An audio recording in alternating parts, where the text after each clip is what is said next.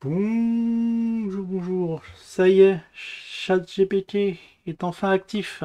On va pouvoir l'interroger. On va voir si le bot est intéressant, si on peut en tirer quelque chose de ce truc-là. Je voulais voir, juste avant de commencer vite fait sur l'onglet communauté, ça faisait longtemps. Ah oui, j'ai ça à faire. Bon, je vais essayer de faire ça pendant la semaine. Il faut que je prépare déjà la playlist, qui est ardue, plus compliquée que je le pensais. Mais on va essayer de se faire ça courant jeudi. On va essayer de faire ça jeudi. Bon, alors, j'avais testé ChatGPT, je crois il y a une ou deux, non, il doit y avoir 2, 3 semaines, quoi. Et bon, la première question, c'était une question d'un caractère sexuel. Malheureusement, il n'y a pas apporté de réponse parce que on va dire que le chat est très pudique, très pudique. Et puis une petite question sur d'ordre d'avenir. Il m'a répondu en quoi bah, il fait pas de prédiction. Bon, je me suis dit, c'est un petit intérêt limité. Et puis, je l'ai dit, allez, à tout hasard, un petit truc facile, quoi, une petite intégrale de base que j'ai remise ici. Bon, l'intégrale de 1 demi de x entre 10 et 13. Et c'est 13 leçons, le résultat. Le résultat, il me dit 34,5, alors que c'est la moitié de ce chiffre. Je dis, autant pas très au point quand même, la petite machine. Sinon, après, j'ai essayé. Bon, on va affiner pour savoir si va me donner quand même un bon résultat dans un calcul ou autre. De 2x entre 3 et entre 10 et 13. Encore cafouillage. Entre cafouillage, oui, parce que là, ça doit être. Ouais. Je me suis dit, ah, c'est bon résultat, mais non, non, non. Ça aurait dû être 69. Il dit 138. Alors, je sais pas à quel moment il a bugué. Je sais pas pourquoi il a gardé le 2 ici. Après, j'ai dit, bon, un truc plus simple, entre 10 et 13, là, sans effet multiplicateur en face. Pour que bah, au moins il cafouille pas. Et là, c'est bon. 34,5. Donc le même résultat que lorsque j'ai demandé la moitié de ce chiffre-là. Ici. Bon. Dommage, je me suis dit, bon, ok, c'est pas très au point, on comprend pas très bien les phrases, c'est pas calculé. Ah, là, j'ai quand même approfondi le truc et je lui ai demandé, bon, la question que tout le monde se pose hein, dans la crypto, est-ce que le Bitcoin va remplacer le dollar? Voilà, bon, il faut être très poli avec la machine à ce qui paraît, parce que plus tu es poli, plus elle répond vite, plus elle répond de façon pertinente. Donc je lui ai dit, le Bitcoin peut-il remplacer le dollar, mon cher chat GPT?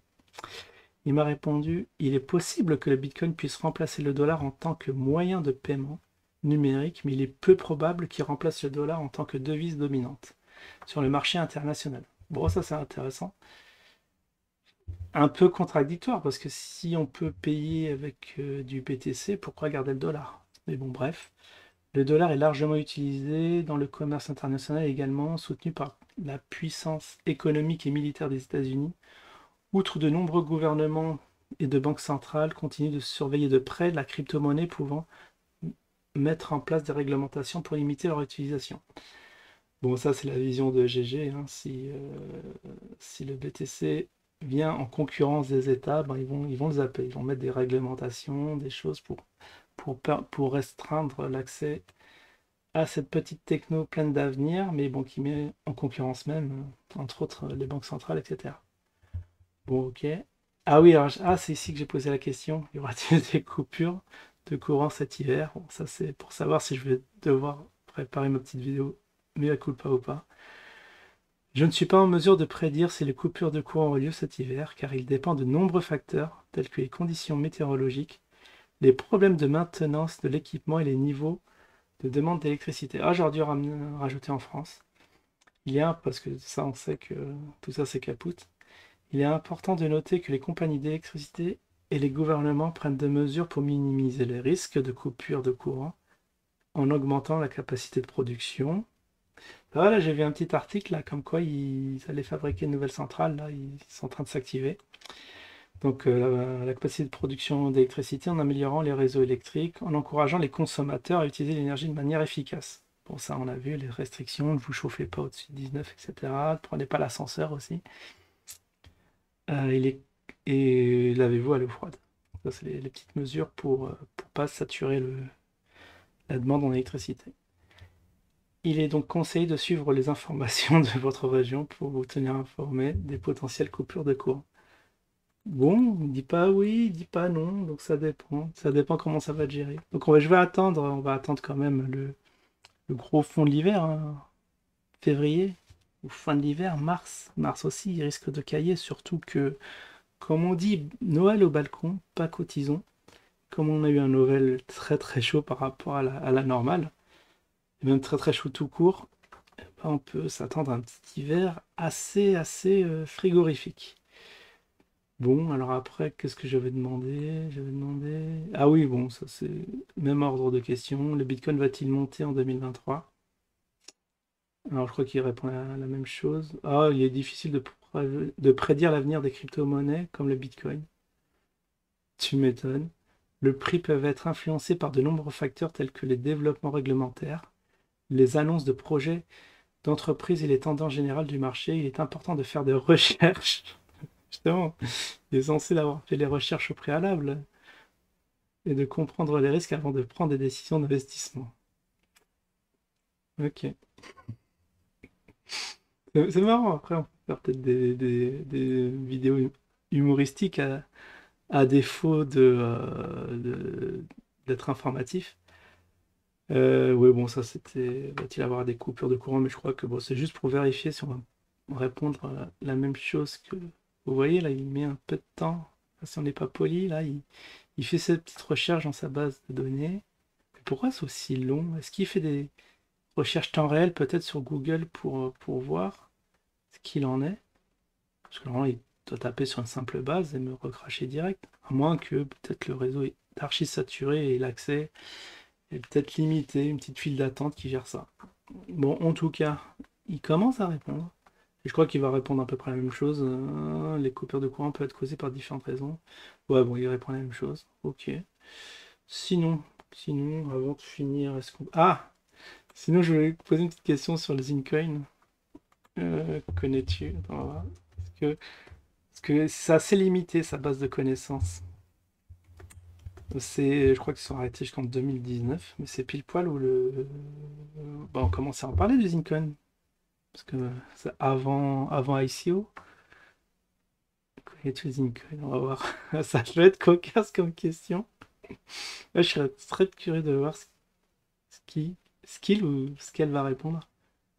En tout cas, ça mouline. Là, ok, là, les cours de gants. Ouais, c'est exactement la même réponse.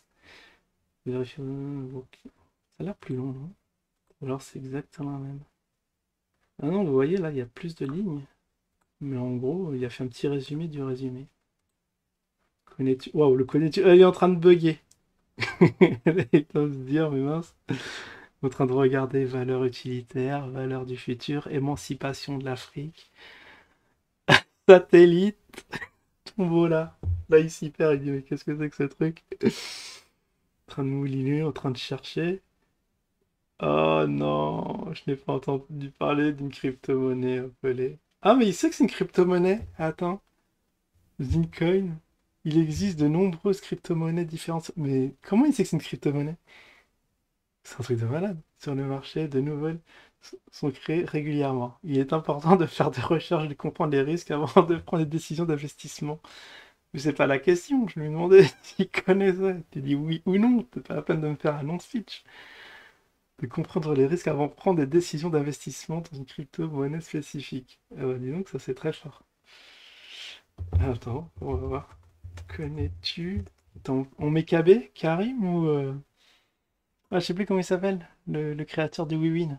Bon, tant pis, je vais mettre Karim. Mais Karim, il est ultra connu. Ben... Ou sinon, je vais essayer de faire les deux. Ben Abdelkader. Voilà. Stop génétique. Ah, il est en train de chercher? Je sais pas, il est en train de clignoter. Je n'ai pas d'informations. Oh! Bon, bah, alors c'est mort. Sur Hassan, ça va être mort. Je n'ai pas d'informations sur des personnes spécifiques. Non, même Karim Ben Abdelkader. Il existe de nombreuses personnes avec ce nom et il est difficile de déterminer laquelle vous voulez d'informations. Si vous voulez faire un changement, je peux essayer de vous dire. Il a créé une Crypto-monnaie. Je sais pas s'il y a un trait d'union. On va tenter comme ça. Est-ce qu'il fait le lien? Oh non, il fait pas le lien. Bon, on va s'amuser ce soir un peu plus avec le robot, il a l'air marrant. Mais je suis désolé, j'ai pas d'informations sur une personne spécifique. Bah, il me dit la même chose. Ah, c'est pas très très au point ce truc.